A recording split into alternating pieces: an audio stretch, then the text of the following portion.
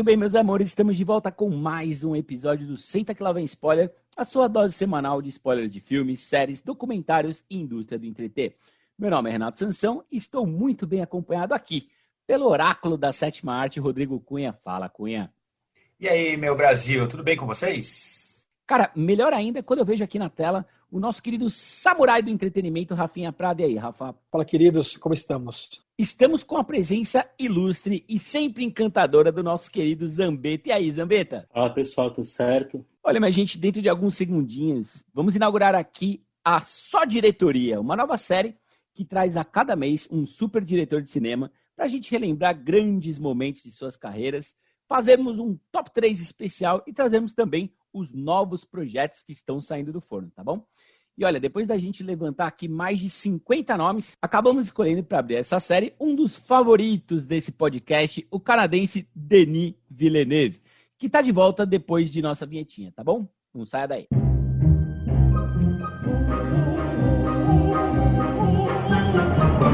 Senta, que lá vem spoiler.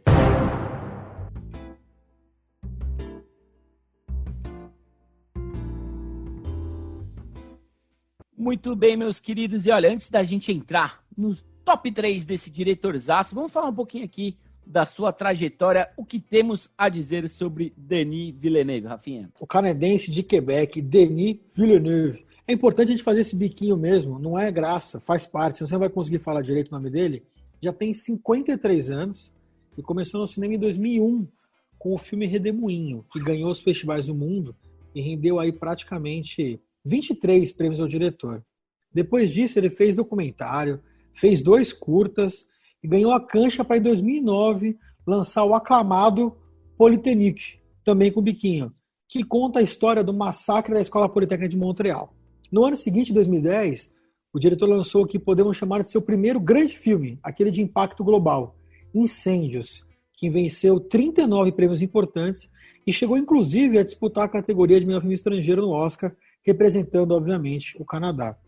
Mas, apesar de perder o Oscar para o dinamarquês em Um Mundo Melhor, ele acabou sendo nomeado naquele ano, pelo New York Times, como um dos 10 melhores filmes da temporada 2010-2011. É legal a gente lembrar que o Villeneuve foi selecionado pela revista Variety como um dos melhores cineastas para se observar. Aliás, um dos 10 melhores para se observar nessa década. E, afinal, acabou sendo um bom presságio que se concretizou. Não é mesmo, Cunha? É isso mesmo, Rafa. Dali em diante, a carreira do cara foi um foguete, né? Em 2013, o Villeneuve lançou 2 filmaços. O primeiro foi o thriller Suspeitos, com o Hugh Jackman e o Jake Gyllenhaal, em grandíssima forma.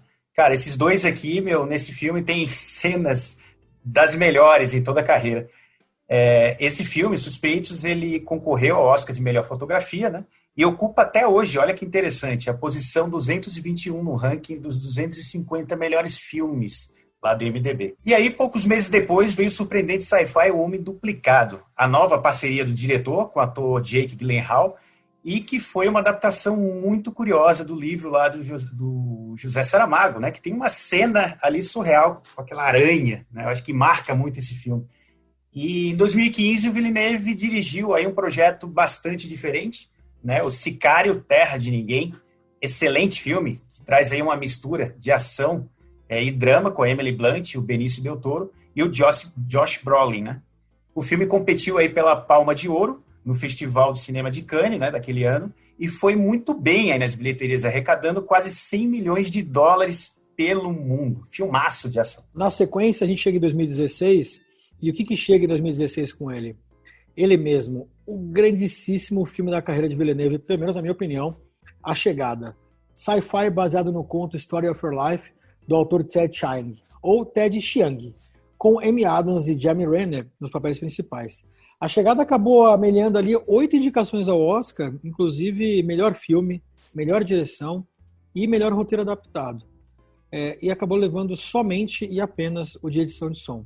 Um verdadeiro pecado. Mas o futuro ainda aguardava boas surpresas para o Villeneuve, né, não, Cunha? Cara, que surpresas, hein, Rafa? Em 2017, o Villeneuve foi escalado para dirigir somente a sequência do clássico Blade Runner lá de 1982.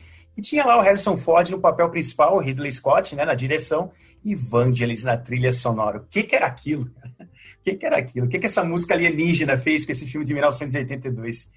Com Villeneuve no comando, né? A sequência, o Blade Runner 2000, ganhou o nome de Blade Runner 2049, e quem assumiu o papel principal foi nosso querido Ryan Gosling, aí, ótimo ator, que muita gente acha que não, mas ele tem uma cara, um rosto único ali, às vezes muito inexpressivo, e que fez muito bem aqui no Blade Runner 2049, e a trilha dessa vez ficou na mão aí do Hans Zimmer, né, que acabou substituindo lá o Johan Johansson, que é o compositor tradicional aí do Villeneuve, né? E apesar de muita gente ter ficado apreensiva, e eu fui um deles, o filme ele foi muito bem aclamado aí pelo público e pela crítica, chegando a ser considerado o segundo melhor filme lá do ano de 2017, né, pela revista Empire. E é legal a gente lembrar também que foram 5 indicações ao Oscar e 2 vitórias aqui. Melhor fotografia, excelente fotografia lá do Roger Deakins, e melhores efeitos visuais. Um filme incrível e que, até hoje a gente tem ali as melhores cenas do cinema da década estão contidas nesse filme. Denis Villeneuve é um dos meus diretores preferidos e acho que é um dos mais corajosos em atividade. Primeiro porque ele não tem o menor problema de tratar de assuntos complexos como religião, feminismo, autoconhecimento, contestação do poder, e também porque ele se desafia, né, como o pessoal já comentou, a revisitar obras extremamente solidificadas e até icônicas, como o caso do Blade Runner, que o Cunha falou tão bem, e no ano que vem, se o Covid deixar, Duna. Ele tem uma certa preferência pelo sci-fi, mas ele transita por vários gêneros, com bastante personalidade, na minha opinião. É por isso que sempre que sai algum filme dele, eu tô assim, já fico bem ansioso para assistir. Eu acho que o Villeneuve é um bom diretor de atores, ele faz filmes com personagens femininas muito fortes. A gente vê isso em Incêndio, Sicário, A Chegada, e estão sempre transitando por histórias complexas. Eu acho que e ele se beneficia muito das parcerias que ele faz. Aí dá pra gente citar atores como o Jake Gyllenhaal, diretores de fotografia como o Bradford Young e o grande mestre Roger Deakins. E, enfim, eu acho que é um diretor muito competente, se sabe de ótimos profissionais, então só pode ser coisa boa. Vou seguir puxando o fio aqui para dizer que o Denis Villeneuve, cara, apesar da gente conhecer, a maioria conhecer ele há, digamos, no máximo 10 anos, né, que foi quando veio Incêndios, que é uma porrada, vamos falar a verdade aqui. É legal a gente lembrar que o Denis, cara, é um cara que já atuou como ator, né, é produtor já há algum tempinho, é editor, né, entende de fotografia, e dá para ver pelos filmes dele que ele entende de fotografia. É também roteirista, né, o Redemoinho lá do começo que o pessoal tava falando, foi roteirizado por ele. Ele foi co-roteirista do Polytechnique, co-roteirista de Incêndios, e o cara que está liderando o roteiro de Duna, né, uma adaptação, obviamente, aí do livro, é Denis Villeneuve, né, cara? Então, um cara muito completo, um cara nerd, né? Um cara que gosta da pegada sci-fi, acho isso muito interessante, e que trafega muito bem nos gêneros, né, cara? Então, a gente passando aqui, o pessoal passando pelos filmes dele, cara, Incêndios, aí você pega Os Suspeitos, Homem Duplicado, Sicário, A Chegada, Blade Runner, não tem tanta quantidade, né? Até seguindo o exemplo ali do Quentin Tarantino, mas tem, cara, qualidade de sobra.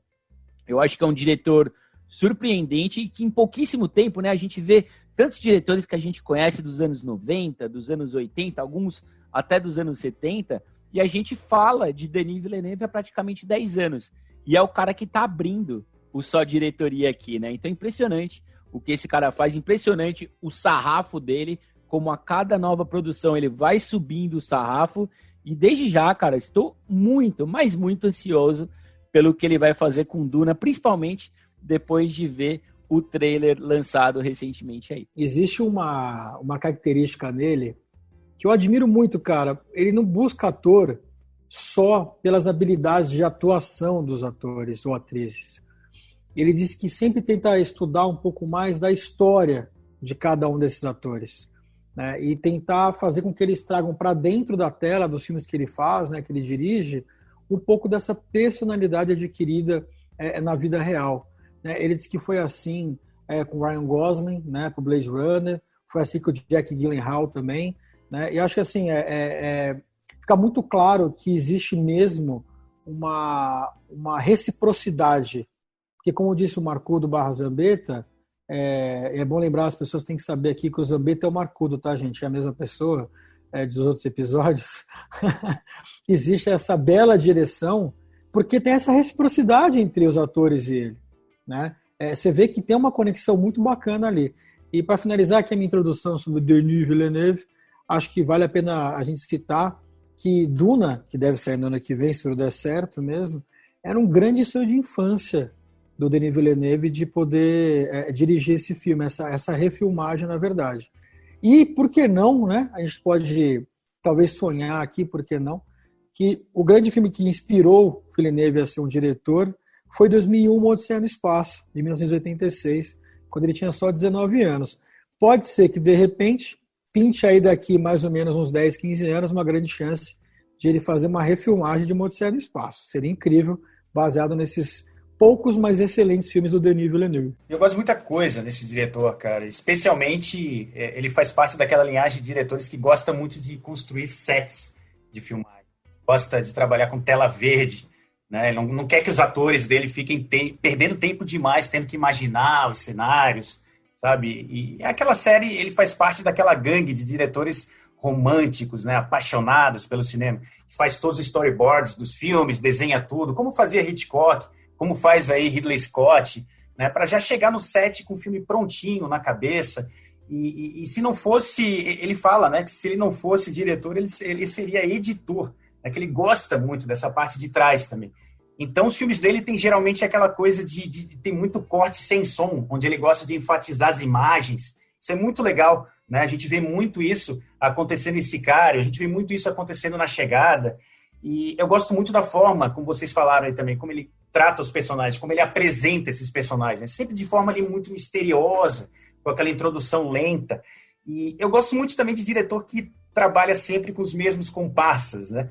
E o Denis, ele trabalhava, né, com muita frequência com o Johan Johansson, que era o músico principal dele, que morreu aí faz pouco tempo, acho que um ano e um pouquinho.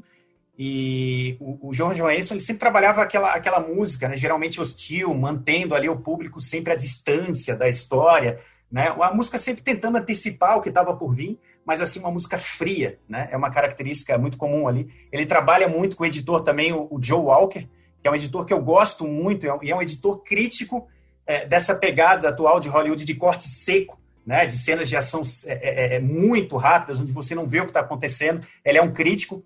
Então, o Joe Walker, ele é editor, por exemplo, de Sicário, de Arrival e do próprio aí Blade Runner 2049. E outro comparsa poderosíssimo aí é o Roger Deakins, né, gente? Trabalhando com aqueles tons escuros, muitas sombras, enfatizando mistério também. Enfim, dá pra gente falar muito dele. E eu acho que, assim, o Villeneuve, ele nos apresentou os momentos mais cinematograficamente impressionantes da década. É um cara que fez Blade Runner por amor ao cinema. O Cunha, é muito legal você lembrar do Johan Johansson, cara, porque é parceiraço do Denis Villeneuve, porque ele é o cara que fez a trilha sonora de Teoria de Tudo, cara, que é uma... Apesar, eu sou um cara que tem um pouco de bode do filme A Teoria de Tudo, né, contrariando o Rafa, que eu sei que gosta bastante do filme. Obrigado, Marcão. Contrariando o Rafa, que gosta bastante de Teoria de Tudo, até porque tem um bode ator, né? Mas a trilha sonora de Teoria de Tudo, de Johan Johansson, é maravilhosa, cara. É um cara realmente parceiraço do Denis Villeneuve, como é o Deakins, né? E o que eu queria lembrar aqui, que é uma característica muito marcante do Denis Villeneuve, olha o biquinho aqui, é como ele constrói a atmosfera dos filmes dele, né, cara? A atmosfera, é colocar você dentro do filme, dentro do cinema. A sensação que eu tenho é que a gente não assiste aos filmes dele, né? A gente participa.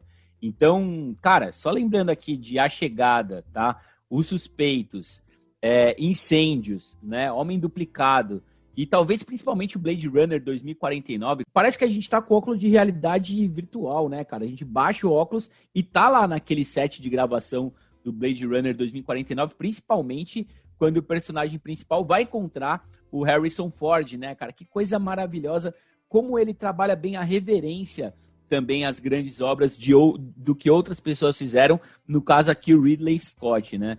É um dos meus diretores favoritos e é um cara que, assim, eu não sei se vocês concordam, eu ainda não vi Denis Villeneuve errar. Ainda não, cara. Não mesmo. Eu tô com medo, porque o diretor, quando ele começa a se envolver em muita coisa, né? E a gente vai falar um pouco mais pra frente ali depois nos projetos que ele tá aí engatilhado para fazer, muito projeto grande, né? O próprio Duna aí é um projeto que me parece que é uma trilogia que vem pela frente. Quando tem Hollywood colocando muita grana por trás, eu fico com um pouco de medo. Mas ele faz parte dessa série aí de diretores autorais, né? Desses caras que mandam mesmo, né? Em Hollywood. Então ele detém o poder sobre a obra. Então eu acho que a gente vai continuar sem ver isso. Muito bem, minha gente. Olha, nós conversamos aqui e nos colocamos a difícil missão de montar um top 3 melhores filmes de Denis Villeneuve.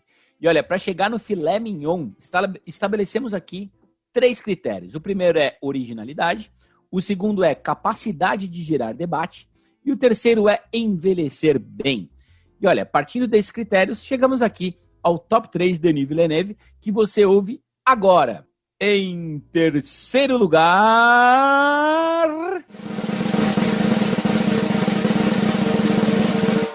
Incêndios, com 95% de aprovação nos critérios do SQL-VS. Filme de 2010, o primeiro grande sucesso da carreira do diretor. Concorreu ao Oscar de melhor filme estrangeiro na premiação de 2011. A história é bastante curiosa. Nawal, uma mulher do Oriente Médio que vive em Montreal e que em seus momentos finais de vida deixa carta para seus filhos gêmeos para serem lidas quando ela morrer. Os irmãos vão viajar para o Oriente Médio separados e passam por atos de pura brutalidade. Descobrem uma história familiar surpreendente e tem revelações sobre si mesmos, numa sequência de plot twists poucas vezes vista na história do cinema. Incêndios ficou em terceiro aqui entre nós, mas eu já falei para o Cunha, para o Santos, para o Marcô do Barra Zambeta, que é o meu preferido de todos. Acho que não só pelo plot twist, a gente pode falar aqui, né, um pouco de spoiler sobre esse filme, porque ele traz, né, ele é baseado numa peça de teatro, na verdade, né, é o filme de 2005, escrita pelo Wad Moawad, que inclusive também é um libanês radicado no Canadá. Mas o que eu acho mais interessante é como ele traz para uma época contemporânea, né, além da peça ser de 2005, um complexo do Édipo Rei, né, que vem aí da época, uma tragédia grega. No caso aí do Édipo, ele casou com a sua mãe barra mulher, né, e aqui é uma diferença que eu não sei se eu posso falar, né, Sansa Cunha e Marcô do Barra Zambeta, mas a forma como ele conta a história. O Cunha falou um negócio no começo que eu acho muito interessante.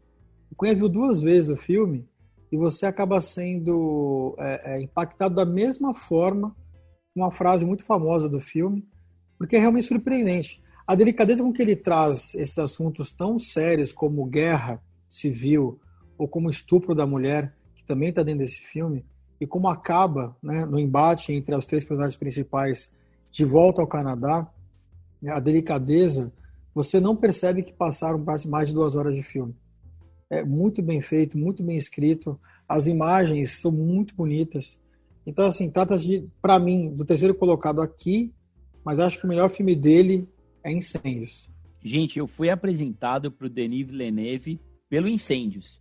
Aliás, eu vou até falar a real, eu estava ali no Reserva Cultural, onde eu gostava de passar um tempo, olhando os livrinhos, olhando aqueles pôsteres maravilhosos que tem, sobretudo ali dos filmes europeus, né, que chegam pela Imovision, que é uma distribuidora francesa, né, de donos franceses que moram aqui no Brasil, então eles trazem muitos filmes europeus, lançamentos incríveis, né?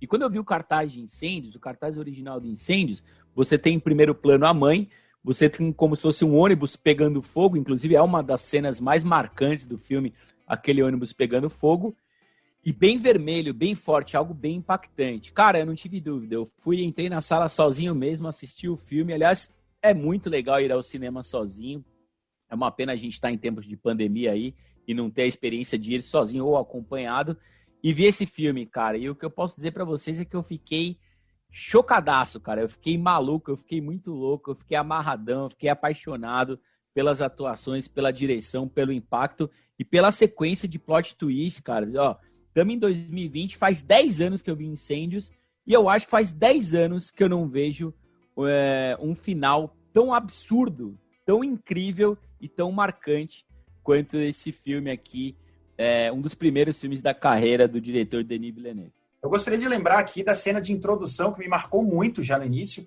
né? Onde a gente tem ali a trilha do Radiohead, né?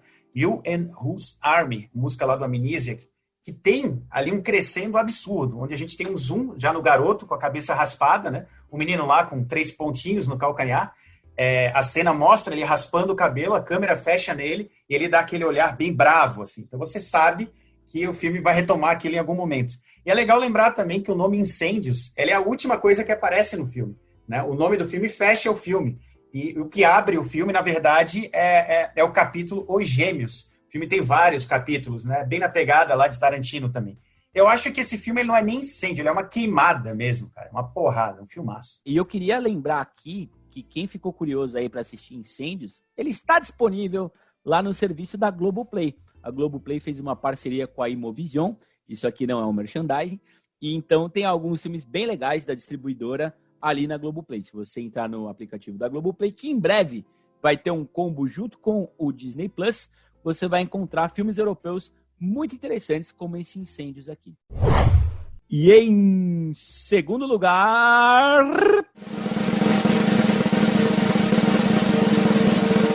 Vos trago Blade Runner 2049. Bom, segundo os nossos critérios aqui, minha gente, o filme ficou com 96% de aprovação.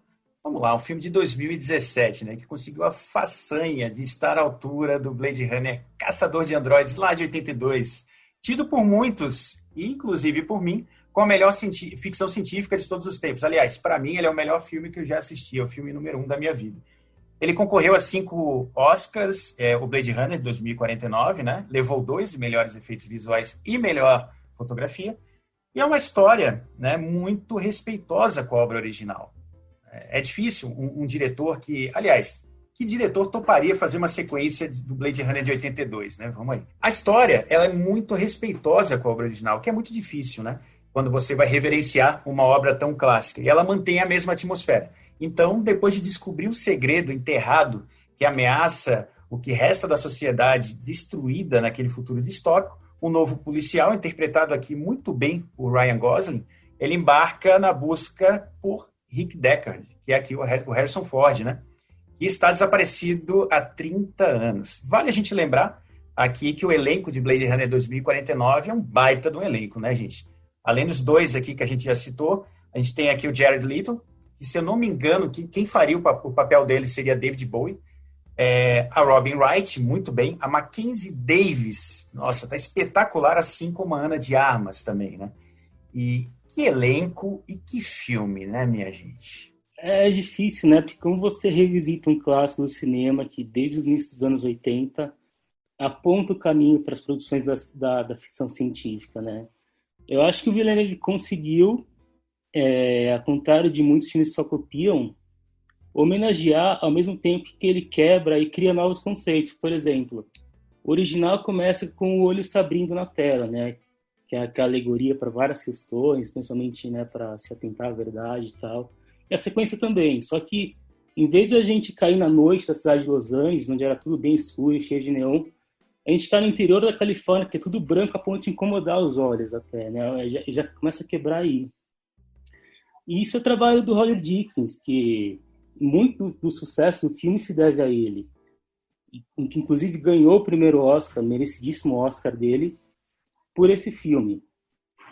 Ele, junto com o design de produção, que é o Dennis Gessner, ele conseguiu renovar o visual do filme, imaginando como seria aquela Los Angeles décadas depois. Então, aí, quando eles mostram de cima, ela está ainda mais escura, parece também tá meio sem vida. As ruas, aquele neon é amenizado, mas, por outro lado, tem mais efeitos visuais, sempre voltados para a publicidade também. A trama também é legal, também enverada pelo noir, mas ela consegue ser mais profunda, porque além daquele embate sobre quais são os parâmetros da humanidade, tem questões bem atuais, como a luta de minorias pelo seu espaço. A discussão acho que é até mais funda, entra numa reflexão sobre até que ponto as minorias são minorias mesmo. E dentro do universo do filme, até que ponto uma coisa real não é. E eu acho super legal que eles incorporaram aquela questão sobre se o Deckard é um replicante ou não. Achei legal eles colocarem isso no filme. E antes de passar a bola pro Cunha aqui, cara, pra ele arrematar, porque, cara, não tem ninguém de nós que entende mais de Blade Runner que Rodrigo Cunha, o oráculo da sétima arte. Eu queria lembrar aqui, cara, que é muito difícil, até para um enorme criador como o Denis Villeneuve, você trazer algo parecido com a cena de Lágrimas na Chuva, do original lá de 1982. Morreu faz pouco. Interpretado pelo saudoso Hugh Howard, cara. O que ele fez ali no final é um negócio pra ficar pra história, e talvez isso tenha feito falta aqui no Blade Runner novo. E só uma coisa pra comentar aqui pro Rafa, quem é muito fã de Blade Runner, cara, eu tô ali próximo ao Cunha, um pouquinho abaixo, se deleita, porque a quantidade de fanservice que você tem no 2049, cara, é um espetáculo. O Denis, ele fez o filme por amor ao cinema, né? Esse 2049. Acho que dá pra gente começar por aí. Vale a gente lembrar um pouquinho do primeiro filme, né? Lá de 82, que simplesmente definiu o que seria a estética cyberpunk no cinema, né? E que estética arrebatadora, né, gente? Pô, influenciou até a moda, né? Era a chegada ali, marcou a chegada do cinema neo-noir, né? Deixou ali um legado estético e filosófico indelével aí nas nossas memórias, especialmente quem assistiu na época. Eu lembro que eu assistia em 87, 88, não entendi nada do filme, mas eu lembro de no final ter ficado, caramba, que sensação estranha, eu não entendi nada, mas eu quero ver de novo esse filme. E, o tamanho, né, o poder da influência desse filme na década de 80, imagens aí de Blade Runner circulavam na MTV, né, pra gente ter uma ideia, influenciando ali vários artistas da época. Né? Alguém lembra da estética que o Duran Duran usava na década de 80, aquela coisa andrógena, né? Androginia, isso vinha muito lá de Blade Runner. Foi uma mudança de paradigma, né? Pra gente ter uma ideia, o Bob Dylan ligou para o Ridley Scott quando viu o filme e ficaram a noite inteira falando sobre o filme, né? O que era essa coisa nova. E aí, como o Sansa falou, tem cenas incríveis nesse primeiro filme, a frase dita aí pelo Hugh Howard no final, né, Lágrimas na Chuva, que no filme de 2049, agora brilhantemente, o Hans Zimmer ele recompõe o mesmo tema, né, Tears in the Rain, só que o primeiro filme tinha Vangelis, que era o personagem principal de Blade Runner de 82, né, é imbatível Vangelis. Nesse filme agora de 2049 a gente tem uma pegada muito mais do personagem, o Kay, querendo ser um ser humano, ali, desesperadamente, né, ele quer ser o filho do Deckard. E, desesperado, cara. É uma jornada ali pela significância, né? O homem por trás do androide, quem seria ele? E é uma jornada também muito dolorida, né, gente? De certa forma, a gente fica ali o tempo inteiro, né, torcendo para que ele encontre aquele propósito, né? Inclusive, tem aquelas cenas de projeção muito bonitas ali, mostrando ali um vazio abissal, uma cena lá final, onde a gente tem uma projeção dessa apontando para ele, querendo vender prazer para ele. E ele sente que é a única coisa que resta para ele. Né? Ele estava tão mal, tão vazio, que ele precisava se encher de prazer. Então, cenas como essa assim, me deixavam estupefados assistindo esse filme. E ele tem também essa mesma discussão do que é ser humano, né? Que o primeiro filme também tinha. E uma coisa que eu acho bem interessante que o Denis fez aqui é que a gente percebe bem que o Blade Runner novo, ele não tem celulares, né?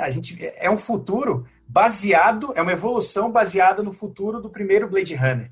Né? Que se passava em 2019 não tinha celulares, não tinha nada disso. Então é um futuro meio antigo, né? Que passa de algumas evoluções lá, de coisas que a gente já tem hoje, mas não aparecem lá. E eu gostei muito também do fato de, no 2049, ele manteve o roteirista. Eu acho que isso, o Hampton Fancher, né? Então a gente conseguiu ter essa mesma atmosfera aqui. E eu acho também que o 2049, por melhor que ele seja, ele não consegue causar o mesmo impacto. É claro, né, gente? Pois, o que existia antes do primeiro filme e o que passou a existir depois do primeiro filme, né, a gente teve lá, já de 82 para frente, uma evolução muito significativa. Aquela estética começou a ser presente até em filmes policiais. Então, todo mundo queria repetir ali o que Ridley Scott estava fazendo. Mas eu acho que o que diferencia muito o 2049 é o Roger Deakins também, na direção de fotografia, né, que levou o Oscar nesse filme, mas eu acho que foi até um Oscar honorário. Né, ele já deveria ter levado esse Oscar aí há bem mais tempo. Eu acho que o Hans Zimmer ele contribui demais também, especialmente naquelas cenas onde os carros voadores estão chegando na cidade e aumenta aquela trilha naquele... Cara, é muito tenso quando ele faz aquilo. Que filme Blade Runner 2049, cara. Eu acho que ele tem uma longevidade garantida aí por muitas décadas, que ele está amarrado no primeiro filme. Ele é só o segundo ato do primeiro filme. Isso é muito bacana. Queria mencionar aqui que eu acredito que, assim como vários outros filmes, Blade Runner 2049, aliás, assim como o filme original lá de 82, o Blade Runner 2049 de 2017, ele vai ser mais ainda reconhecido com o passar do tempo, cara, porque ele é um feito e tanto. E é legal lembrar para você que está ouvindo a gente que você que assina a Netflix, isso também não é um merchandising, vai encontrar ali no catálogo Blade Runner 2049 do nosso querido Denis Villeneuve. Muito bem, meus queridos, e em primeiríssimo lugar...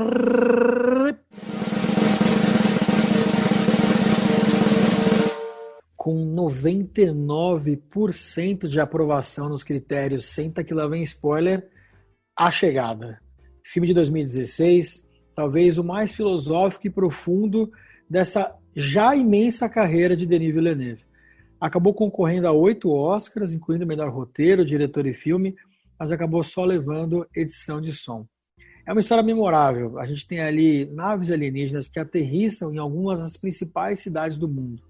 Do mundo, não é dos Estados Unidos. Importante lembrar.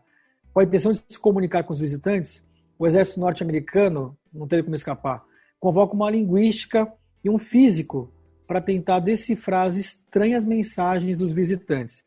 E é ali que eles vão descobrir muito mais sobre nós, humanos, e nosso futuro como humanidade. Né, não, gente? Que baita película. A Chegada é um filme muito especial. Eu assisti no cinema em 2016 e eu fiquei impactado. E a gente estava conversando um pouco antes da gravação. Agora que eu revisitei o filme, eu fiquei mais impactado ainda, porque a gente assiste um filme com toda a nossa vivência, né? Em 4 anos, muitas coisas mudaram. Eu acho que o filme é outro exemplo de como o Villeneuve constrói mulheres protagonistas fortes. A Louise, e é um crime, a Amy Adams não sei se nem indicada para Oscar por esse filme. Ela é uma ótima personagem, porque ela faz o contraponto a todas as posições de poder que tem na trama. No caso, a insistência para a solução mais rápida, o belicismo, a má diplomacia e até a ciência. Para provar que o único caminho realmente sólido é o da comunicação, mas é um negócio que leva tempo. E essa questão é até mais forte para mim, porque eu sou formado em comunicação, eu sei como realmente precisa ter certa paciência. Mas quem cuida disso normalmente só vê números, e no filme é assim também. O Coronel Weber é o cara dos números, do imediatismo. Por isso que ela é tão didática com ele, né? A Chegada de 2016 e já tratava abertamente de um assunto que está mais do que fervendo hoje, que é a falta de comunicação, que leva à má comunicação e às notícias falsas, né? O filme mostra muito bem todo esse processo, desde a população consumindo aqueles programas sensacionalistas, isso chegando nos soldados que estão lá no local, até a interrupção da colaboração entre os países, tudo vai escalando muito rápido. Eu não posso deixar de destacar aqui, além da trilha sonora, que eu acho fantástica, a fotografia do Bradford Young, que para mim é fenomenal. A primeira cena do filme é dentro da casa da Louise, é tudo escuro. Aliás, eu acho que no filme inteiro não tem uma luz acesa dentro da casa dela, nunca. Eu não me lembro. Tem uma hora que ela tá debaixo do sol e o rosto dela tá escuro também. Fica nítido que a personagem tá na escuridão. Mas tem momentos de clareza que vão aparecendo, que são as cenas com a filha dela e aquela explosão dentro da nave, lá com os heptapods, que é o momento que ela recebe, entre aspas, a arma, e é o momento de esclarecimento mesmo. Eu só queria sublinhar aqui, antes da gente entrar mais a fundo em A Chegada, cara, a trilha sonora do Johan Johansson, que o Cunha bem lembrou, que é um parceiro habitual aí do Denis Villeneuve, cara. Que trilha sonora, meus amigos, se você ainda não ouviu a trilha completa, vai agora mesmo, para de ouvir esse episódio, cara, e vai lá no Spotify, coloca Arrival, e vai ouvir a trilha sonora completa do Johan Johansson, que é uma experiência sensorial, né, cara? A gente vem falando aqui, Denis Villeneuve é um diretor de atmosfera, né? Ele constrói tão bem a atmosfera do negócio que não importa qual que é o formato do ET, cara. Não importa quantas patas ele tem, como é que ele vai fazer, se ele é assustador, se ele é tenso, não importa. E mesmo não importando, ele ainda assim te impacta, cara. Você se preocupa com os dois ganham nomes.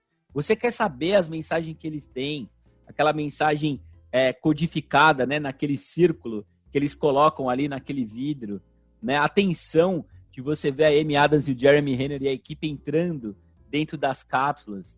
Cara, é sensacional. Vou deixar para vocês para falar um pouquinho mais desse filme, mas eu queria só lembrar aqui que eu assisti pela segunda vez A Chegada recentemente, velho, e a minha reação foi chorar, velho. Eu chorei vendo A Chegada e eu vou explicar por que eu chorei. Eu chorei porque o que os, entre aspas, alienígenas, né, vieram trazer para a Terra, a mensagem que eles vieram trazer, que nada mais é do que uma mensagem de comunicação, de um poder da gente mudar o futuro a partir do presente, vamos dizer assim, a gente vê ele cada vez mais distante. É por isso que eu chorei, cara. Eu falei, caralho, é um sonho colocado em tela. E é fantástico e maravilhoso como um filme de 4 anos atrás vai estar atual daqui a 40 anos. Total, Sansa. Cara, eu acho que é com a chegada que o Denis Villeneuve ele ganha as credenciais para filmar o Blade Runner 2049, né? Esse filme ele tem, cara, para mim, 2 premissas ali que zoaram comigo. A premissa 1, você teria uma filha sabendo que ela morreria jovem de câncer? Escolheria o amor, vivendo com máxima intensidade? Eu acho que essa é a primeira porrada que ele traz. E a segunda, na realidade, é mais uma provocação que eu vejo, né? Que é até um diálogo que acontece lá no meio do filme. Que é a suposição de que a língua que você fala determina a forma como você pensa, né? Então, em teoria, né? E uma imersão em outra língua, você poderia ali reprogramar a sua forma de pensar. Então, isso é provocante demais, né? O filme, ele pegar isso, trazer uma história de alienígena, colocar isso no liquidificador e fazer a gente se importar com tudo aquilo. É bom lembrar que isso aqui é uma ficção científica gelada, fria, é um sci-fi hardcore, né? E por vários detalhes, né? A entrada na nave, né?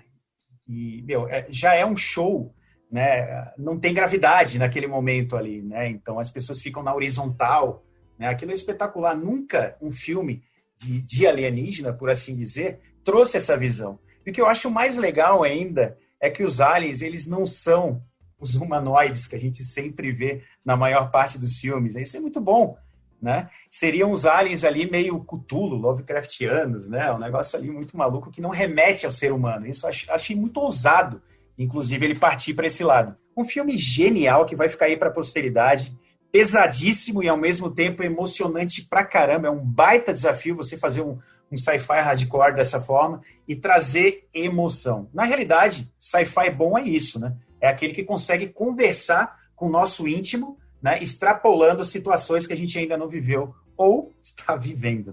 Por falar em sci-fi bom e por falar em Denis Villeneuve ser um diretor que reverencia outros, é legal a gente lembrar aqui, cara, que Arrival, né, A Chegada, é um filme irmão de Contato, né, cara, lá de 1997, dirigido pelo Robert Zemeckis, né, que tem feito escolhas duvidosas aí na carreira dele mais recentemente, mas que é um senhor diretor, né, principalmente nos anos 80 e 90, fez filmaços, né, vou citar só de passagem De Volta para o Futuro aqui, mas Contato lá de 97, velho, é um filmaço, e ele já tratava essa nossa relação com os seres de outros lugares de uma forma diferente, né, cara, de uma forma psicológica e de uma forma que transforma as nossas relações aqui como se fosse uma sessão terapêutica, cara, mega impulsionada.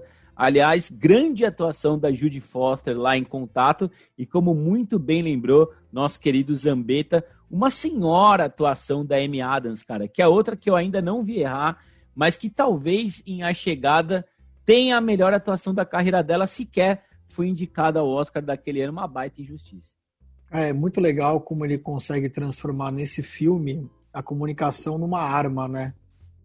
O Marcudo falou aqui o quão importante é para a gente que trabalha com comunicação ver valorizado esse tipo de coisa, né?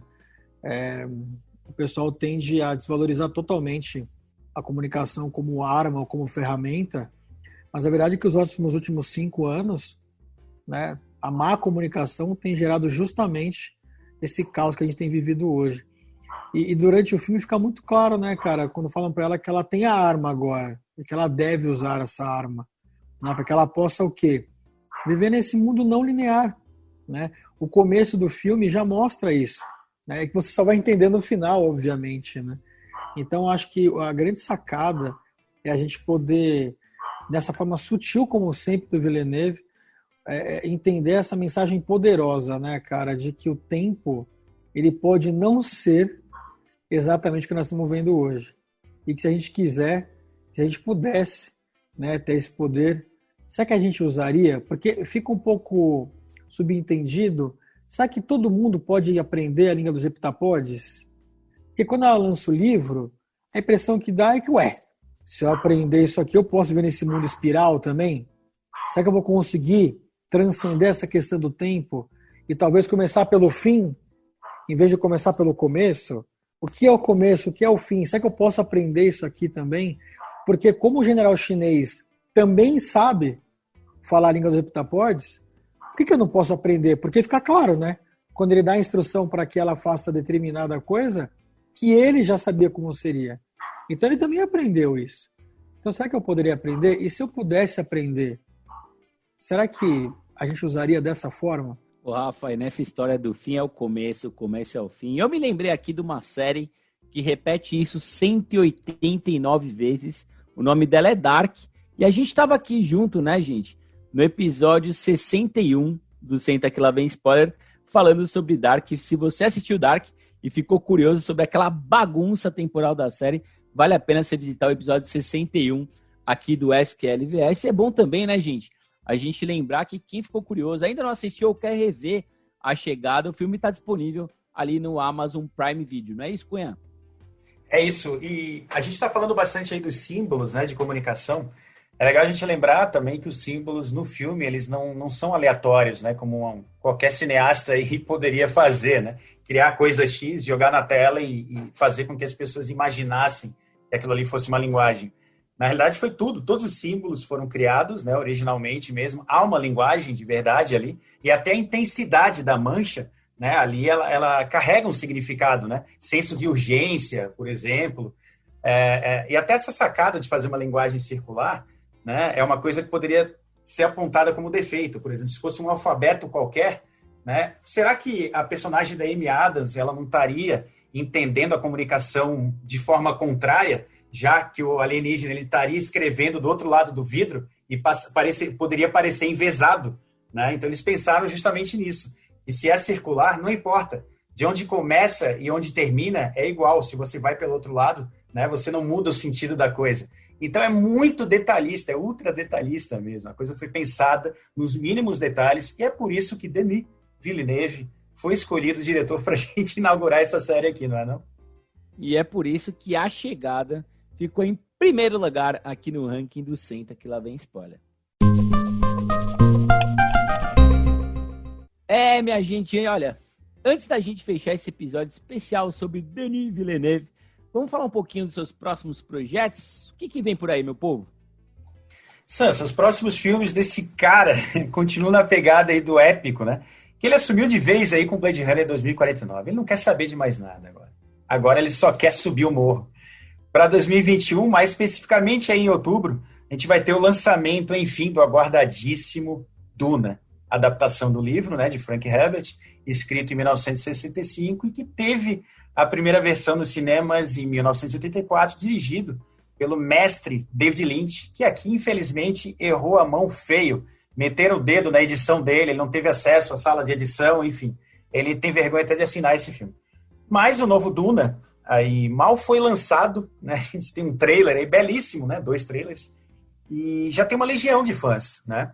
O trailer oficial, para a gente ter uma ideia, ele já conta com 30 milhões de views. O elenco, espetacular. A gente tem Timothée aí, Chalamet, a Zendaya, o Oscar Isaac, Jason Momoa, a Rebecca Ferguson, o Josh Brolin, Javier Bardem, cara, e vários outros. Está recheadíssimo esse elenco. A expectativa é grande, hein, gente? Estou bem ansioso pelo Dune. Eu achei ótimo o adiamento para o ano que vem, porque é um filme que eu quero assistir no cinema. Eu acho que o Blade Runner 2049 foi um desafio até mais difícil para ele, porque ele estava partindo de um original que com o tempo foi ganhando status de clássico.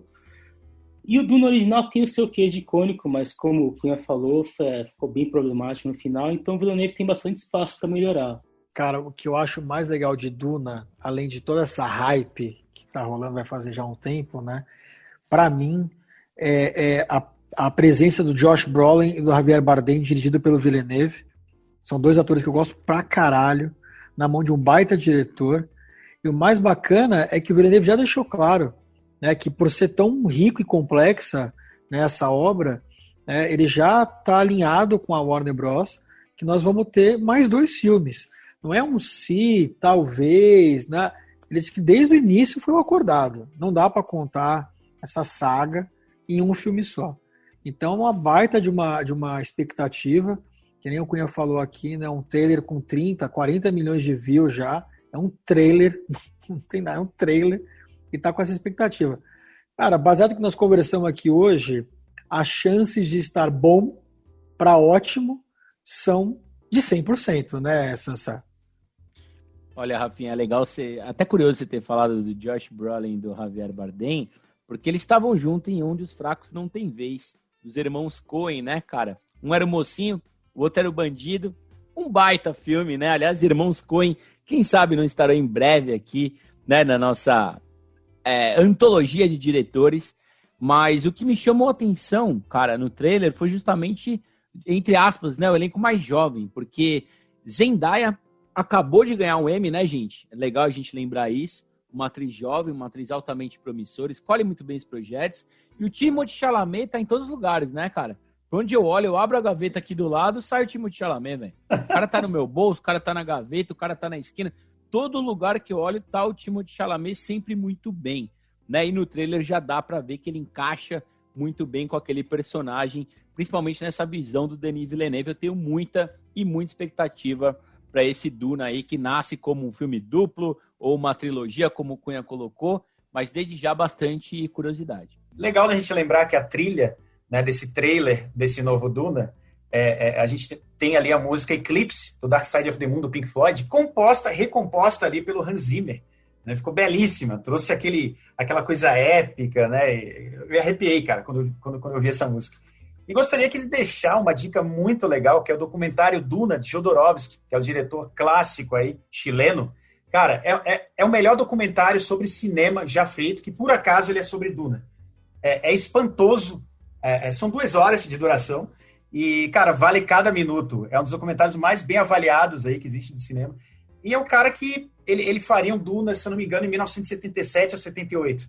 E o documentário, ele narrando o roteiro, mostrando sketches, né, mostrando ali storyboard. Cara, e você pira com a narração dele. Você olha assim, jamais vão conseguir filmar um Duna como o Jodorowsky imaginou. Isso é muito legal. E, Cunha, para seguir nessa pegada épica que você acabou de falar aqui, com tantas produções, pré-produções e futuras produções, a gente tem pré-produção do próprio Villeneuve, a cinebiografia da Cleópatra. Ela é baseada no argumento de Brian Helgeland, responsável por roteiros incríveis, cara, de fato incríveis, como 42, História de uma Lenda, com Chadwick Boseman, falecido, Coração de Cavaleiro, com Heath Ledger, Chamas da Vingança, com Denzel Washington, e Los Angeles, Cidade Proibida, filme que lhe rendeu o Oscar de melhor roteiro. A gente ainda tem poucas informações sobre o elenco e a data de lançamento, mas, bicho, promete, né, gente? Com certeza vai ser um negócio visual incrível, porque é o padrão do Villeneuve. O que esse cara faz, cara, o que ele encosta dá certo porque ele é muito dedicado. E eu vou falar uma coisa que é importante, que além dele saber escolher muito bem os projetos, ele tem um certo espaçamento entre as suas produções. Ele não pega coisas demais. Né? Eu e o Rodrigo Cunha falamos aqui, já faz um tempinho, de Jordan Peele, que foi um diretor que nos chamou muito a atenção no comecinho da carreira dele ali no cinema, né? Não como comediante, mas ali nos filmes de terror, quando ele fez Corra e depois Us, né? Ali com uma distância de 2 anos entre os dois. E depois pegou, cara, 25 projetos ao mesmo tempo e acabou entregando projetos que não passam de ok, né? O Denis Villeneuve não, cara, ele parece ser um cara que escolhe muito bem os seus projetos, ele é prolífico, né? Então a gente tá falando aqui de 8 produções dele em 10 anos, é bastante coisa. Ele vai pegar uma sequência de Dune e um Cleópatra, que é para poucos, né? E eu acho que a gente tá presenciando aí, cara, o crescimento, a ascensão, consolidação de um dos principais, diria aí, um top 5 diretores dos nossos tempos. Sobre o Cleópatra aí, gente, eu tô bastante curioso, assim como vocês. Né? Inclusive o próprio Villeneuve, ele falou que promete que o filme vai ser um thriller político com muito sexo e violência. E o roteirista já disse aí que a produção, né, ela vai ser uma mistura de gêneros, né? E vai fugir muito do convencional. Não é nada do que a gente espera que está vindo por aí. É Cleópatra ou é Calígula, Cunha? Vai brincar com isso aí, com certeza. Mas certamente não é aqui que a gente vai ver ele errar também. Eu acho que, na pior das hipóteses, vai ser algo muito estranho e novo, que depois de muito tempo as pessoas vão reverenciar, certamente. E é isso aí, minha gente. Lembramos a vocês que todas as semanas estamos aqui com críticas, resenhas, informações e spoilers fresquinhos sobre os principais filmes e séries dos cinemas e também dos serviços de streaming. Vamos também deixar uma enquete aqui nas nossas redes sociais para você dizer pra gente qual é o próximo diretor ou diretora que você quer ver e ouvir por aqui no Senta Que Lá Vem Spoiler. E eu convido você para se inscrever no seu agregador de podcast favorito e nos seguir nas redes sociais. Você encontra a gente facinho pelas nossas iniciais SQLVS de Senta Que Lá Vem Spoiler. Muito obrigado pela presença, Zambetta. Um abraço para você. Valeu, um abraço e assistam Villeneuve que vale a pena. Muito obrigado, meu samurai. Foi animal esse episódio, foi demais. Vamos à próxima. Um abraço. E aqui o nosso oráculo da sétima arte, o oráculo do passado, do presente, do futuro e de sempre. Rodrigo Cunha, fecha pra gente. Foi um bom episódio, né, gente? É sempre bom demais quando a gente está falando de gênios aqui, né? Hoje, nesse momento de mundo onde tudo é genial, né? De fato, a gente falou de algo genial aqui, um baita diretor, gênio, genial. E assim como Quentin Tarantino, né? Ele pegou aquela pecha do próximo filme de Quentin Tarantino, né? A gente já pode dizer aí, né? O próximo filme de Denis Villeneuve, né? Quando chegar, já traz essa grandiosidade. Sensacional, gente. Como falou aí, Zambetta, assistam Denis Villeneuve. Assistam Denis Villeneuve, minha gente. Um abraço a todos e até a próxima.